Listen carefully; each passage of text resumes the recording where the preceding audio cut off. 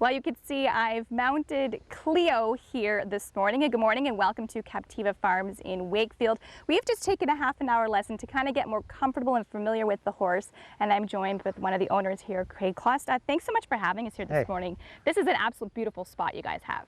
Yeah, definitely. We're proud of it. In fact, the trails that we'll be on later today, these horses, they roam free out on the trails. Wow. Instead of being in just enclosures. They actually get to be like a natural herd. Makes me really proud to run a place like that. Now, one thing I really like about this place is you let people out on the trails, but you always make sure they have a half-an-hour lesson before they go out. Yeah, basically what we ask people is whether, you've had riding experience before, but riding experience doesn't really mean a lot. We make sure that they've had riding lessons, right? Because that way, when you head out on the trail, if you've just been thrown on a horse before, it doesn't necessarily mean you're doing things correctly.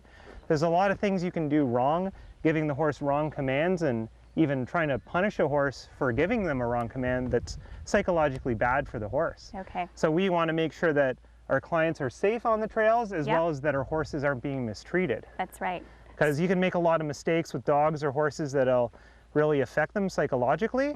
And this way, we keep our horses So we're going to learn a few things here this morning. First is to go left. I pull on this left rein. Yeah, and pull on and with your right leg.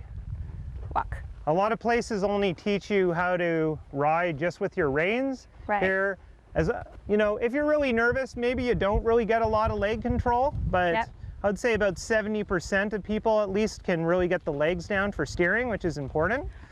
So go ahead, try another turn just on the left side again. And you see the horse is moving as one unit.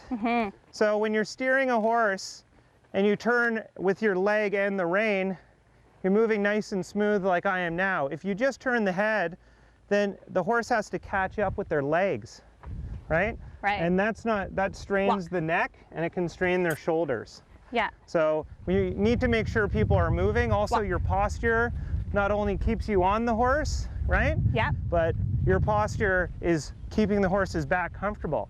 Your weight is nothing, but you could put 20 pounds in a backpack, no problem, right? Right. But if I just put it on one shoulder all day, then you're going to get sore, right?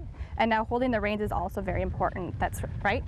Oh, totally. You want to make sure that you have a careful balance between if you pull back, you feel the mouth, not pulling on the mouth hard, or having the reins too loose. And we teach people those differences, right? Okay, so we're going to give it a little trot here. Trot back to the camera. Sure. Okay, so you're going to keep on the outside. She's going to try to shortcut to the camera. Okay. I want you to stay on the outside of the pine cone. So keep that inside leg a little bit tight, okay?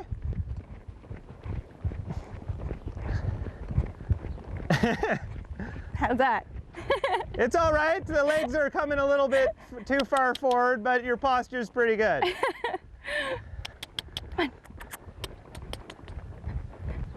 Okay, now walk.